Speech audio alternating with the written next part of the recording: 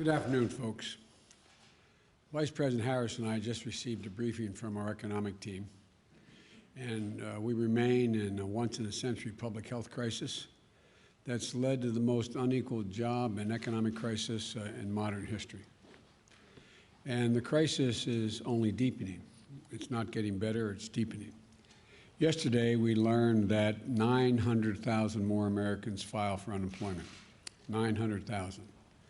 They join millions of Americans who, through no fault of their own, have lost the dignity and respect that comes with a job and a paycheck. So many of them never thought they'd ever be out of work in the first place.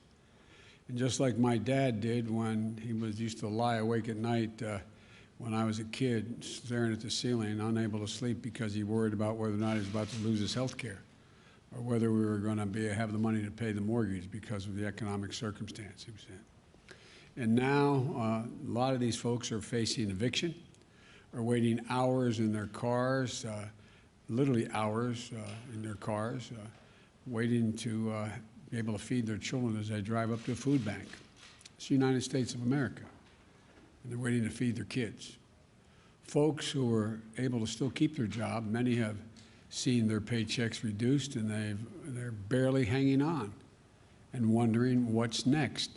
Sometimes the anxiety about what's going to happen next is more consequential than what actually happened. But this is happening today in America. And this cannot be who we are as a country. These are not the values of our nation. We cannot, will not let people go hungry. We cannot let people be evicted because of nothing they did themselves. They cannot watch people lose their jobs, and we have to act. We have to act now. It's not just to meet the moral obligation to treat our fellow Americans with the dignity and respect they deserve. This is an economic imperative, a growing economic consensus that we must act decisively and boldly to grow the economy for all Americans, not just for tomorrow, but in the future. There's a growing chorus of top economists that agree that at this moment of crisis, with the interest rates as low as they are, historic lows, it is smart fiscal investment, including deficit spending, and they're more urgent than ever.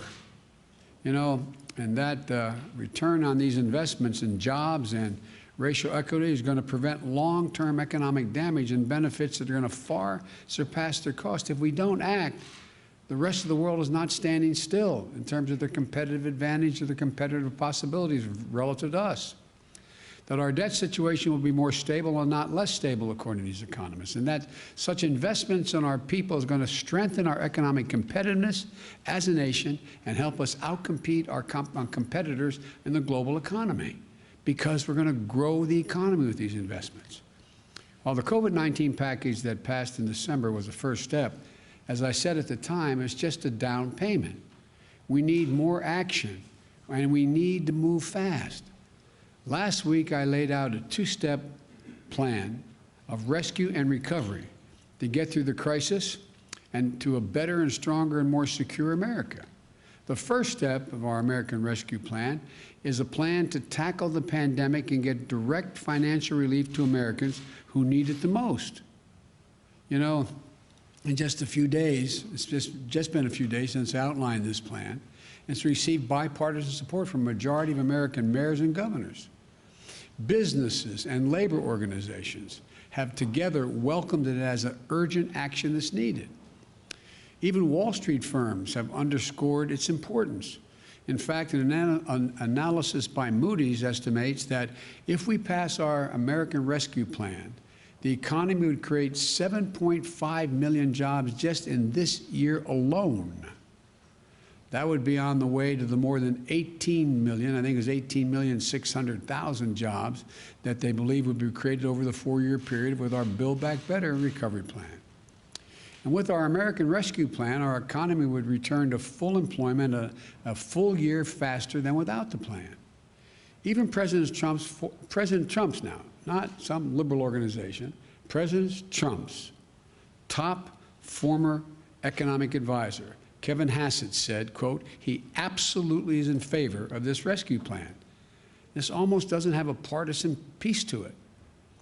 We're seeing the support because this plan takes a step that we so urgently need, more than just a step, number of steps. It funds big parts of the COVID-19 national strategy that we released yesterday.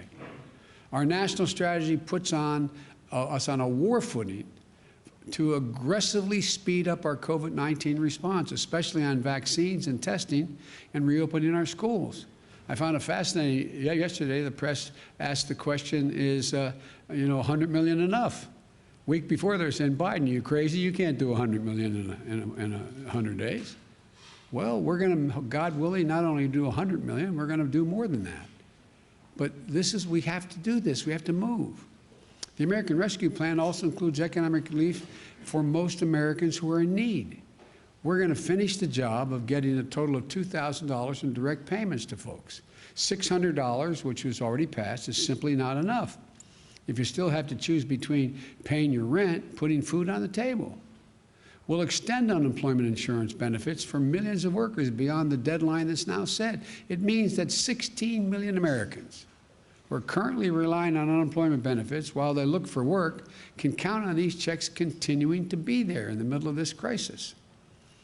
The American Rescue Plan also addresses the growing housing crisis in America. Approximately 14 million Americans, 14 million, have fallen behind on rent, and many risk eviction. If we fail to act, there will be a wave of evictions and foreclosures in the coming months as this pandemic rages on, because there's nothing we can do to change the trajectory of the pandemic in the next several months. So look, this would overwhelm emergency shelters, increase COVID-19 infections as people have nowhere to go and can't socially distance. The American Rescue Plan asks Congress to provide rental assistance for millions of hard-hit families and tenants. This will also be a bridge to economic recovery for countless mom-and-pop landlords who can't afford not to have the rent. But they can't wait. So on Inauguration Day, I directed my administration to extend nationwide restrictions on evictions and foreclosures. These crises are straining the budgets of states and cities and tribal communities that are forced to consider layoffs and service reductions among essential workers. Police officers, firefighters, first responders, nurses, they're all at the risk of losing their jobs. Over the last year, more than 600,000 educators have lost their jobs in cities and towns. The American Rescue Plan will provide emergency funding to keep these essential workers on the job and maintain essential services. Look, it will also help small businesses that are the engines of our economic growth. When you say small business, most people think the major corporate entities are the ones that hire everybody. These small businesses are the glues that hold, and they're important, but these small businesses that hold the community, the glue that hold these communities together. They are hurting badly, and they account for nearly half of the entire U.S. workforce, nearly half. Our rescue plan will provide flexible grants to help the hardest hit small businesses survive the pandemic, and low-cost capital to help entrepreneurs of all backgrounds create and maintain jobs, plus provide essential goods and services that communities so desperately depend on. Look, our recovery plan also calls for an increase in the minimum wage at least $15 an hour. No one in America should work 40 hours a week making below the poverty line. $15 gets people above the poverty line. We have so many millions of people working 40 hours a week, working, and some with 2 jobs, and they're still below the poverty line. Our plan includes access to affordable child care. That's going to enable parents, particularly women, to get back to work. Millions who are not working now because they don't have that care. All told, the American Rescue Plan would lift 12 million Americans out of poverty and cut child poverty in half. That's 5 million children lifted out of poverty. Our plan will reduce poverty in the Black community by 1/3, and reduce poverty in the Hispanic community by almost 40%. I look forward to working with members of Congress of both parties to move quickly to get this American Rescue Plan to the American people. And then we can move with equal urgency and bipartisanship to the second step of our economic plan, to Build Back Better, the recovery plan. It's a plan that's going to make historic investments in infrastructure, manufacturing, innovation, research and development, and clean energy, and so much more that's going to create millions more jobs, good-paying jobs, not minimum wage jobs. Well, while we work with members of both parties in the Congress, there are steps that we can and must take right now. For example, on Inauguration Day, I directed my administration to pause student loan repayments for interest, for the interest payments for Americans with federal student loans until at least September. So they're not going to have to pay till September. They still pay the bill as it stands now, but they will not accrue interest, and they don't have to begin to pay until September. And we may have to look beyond that, I might add. Today, I'm signing an executive order that directs the whole of government, a whole of government effort to help millions of Americans who are badly hurting. It requires all federal agencies to do what they can do to provide relief to families, small business, and communities. And in the days ahead, I expect agencies to act. Let me touch on 2 ways these actions can help change Americans' lives. We need to tackle the growing hunger crisis in America. 1 in 7 households in America, 1 in 7, more than 1 in 5 Black and Latino households in America, report they do not have enough food to eat. That includes nearly 30 million adults and as many as 12 million children. And again, they're in this situation through no fault of their own. It's unconscionable. The American Rescue Plan provides additional emergency food and nutrition assistance for tens of millions of children and families to address this crisis. But families literally can't wait another day. As a result of the executive order I'm going to shortly sign, the Department of Agriculture will consider taking immediate steps to make it easier for the hardest hit families to enroll and claim more generous benefits in the critical food and nutrition assistance area. This is going to help tens of millions of families, especially those who can't provide meals for their kids, who are learning remotely at home, are not receiving the regular meal plans that they have at school for breakfast or lunch. We also need to protect the health and safety of the American worker. Right now, approximately 40% of households in America have at least one member with a pre-existing condition.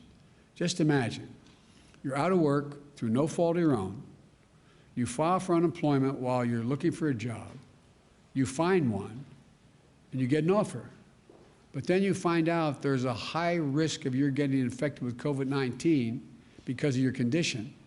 You and your loved ones have even greater risk of death and serious illness because of the pre-existing conditions. So you turn it down. Right now, if you did that, you could be denied unemployment insurance because you're offered a job, you didn't take it. It's wrong. No one should have to choose between their livelihoods and their own health or the health of their loved ones in the middle of a deadly pandemic. Because of the executive order I'm about to sign, I expect the Department of Labor to guarantee the right to refuse employment that will jeopardize your health, and if you do so, you'll still be able to qualify for the insurance. That's a judgment the Labor Department will make. Look, there are just 2 consequential ways that the action I'm taking today will help people in need. Another way to help approximately 2 million veterans maintain their financial footing by pausing federal collections on overpayments and debts. Another makes sure that federal contractors who are receiving taxpayers' dollars provide their workers with the pay and benefits they deserve. These are places where federal tax dollars are administered, are being made available to build things from ships to staircases. And the federal government lets the contract, and we're going to make sure that they buy American and are made in America. And here's another. Right now, there are up to 8 million people that are eligible for direct payments from the CARES Act and a relief bill passed in December. They're entitled to those payments, but there's not an easy way for those folks to access them. So we're making it a priority today to fix that problem and get them relief they're entitled to. Look, I'm going to close and summarize this way. A lot of America is hurting. The virus is surging. We're 400,000 dead, expected to reach well over 600,000. Families are going hungry. People are at risk of being evicted. Job losses are mounting again. We need to act. No matter how you look at it, we need to act. If we act now, our economy will be stronger in both the short and long run. That's what economists left, right, and center are telling us. Both liberal and conservative will be better and stronger across the board. If we act now, we'll be better able to compete with the world. If we act now, we'll be better able to meet our moral obligations to one another as Americans. I don't believe the people of this country just want to stand by and watch their friends, their neighbors, coworkers, fellow Americans go hungry, lose their homes, or lose their sense of dignity and hope and respect. I don't believe that, especially in the middle of a pandemic that's so weakened and wreaked so much havoc and caused so much pain on America. That's not who we are. The bottom line is this: we're in a national emergency. We need to act like we're in a national emergency. So we've got to move with everything we've got, and we've got to do it together. I don't believe Democrats or Republicans are going hungry and losing jobs. I believe Americans are going hungry and losing their jobs. And we have the tools to fix it. We have the tools to get through this. We have the tools to get this virus under control and our economy back on track. And we have the tools to help people. So let's use the tools, all of them. Use them now. So I'm going to sign this executive order, but let me conclude again by saying, folks, this is one of the cases where business, labor, Wall Street, Main Street, liberal, conservative economists know we have to act now, not only to help people who are in need now, but to allow us to be in a competitive position worldwide and be the leader of the world economy in the next year and 2 and 3 and going forward. So thank you. I'm going to sign this executive order.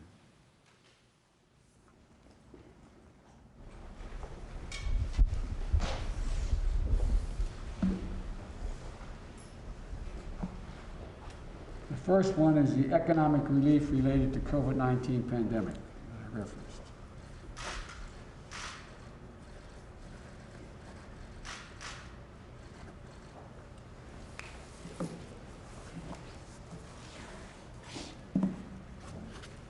The second one is protecting the federal workforce.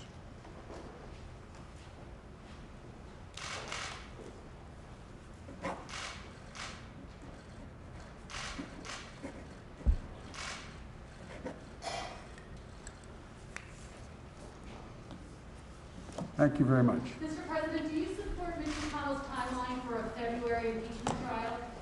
I haven't heard the detail of it, but I do think that having some time to get our administration up and running, I want to thank the Senate for passing out our Secretary of Defense. Looks like our Secretary of Treasury. Looks like our Secretary of State's in place. So the more time we have to get up and running and meet these crises, the better. Thank you.